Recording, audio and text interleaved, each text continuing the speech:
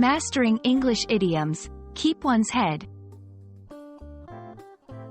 Hello, everyone. Today, we're diving into the fascinating world of English idioms.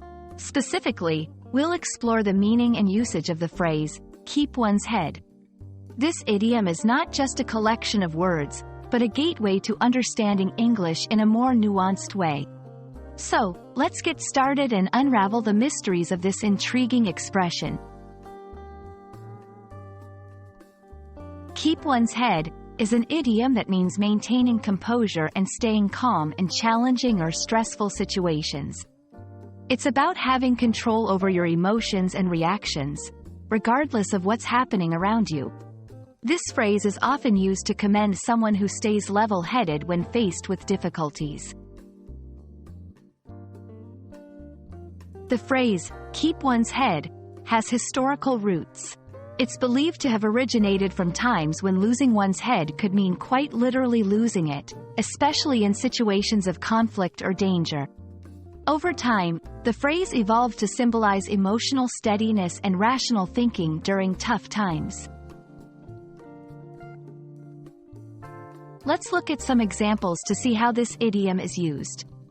1. In crisis situations, even when the fire alarm went off, the teacher kept her head and guided everyone to safety. 2. In decision-making, he always keeps his head and makes thoughtful decisions, even under pressure. 3. In emotional contexts, despite the bad news, she kept her head and remained optimistic. There are variations of this idiom, such as, keep a cool head, or keep a level head. All these variations emphasize the importance of staying calm and composed. For English learners, understanding idioms like keep one's head is crucial for fluency. It's not just about the literal meaning of words but grasping the cultural and contextual nuances that make the language rich and vibrant. And that's a wrap on our journey through the idiom, keep one's head. Remember, idioms are a vital part of language learning, offering a deeper insight into the culture and context of English.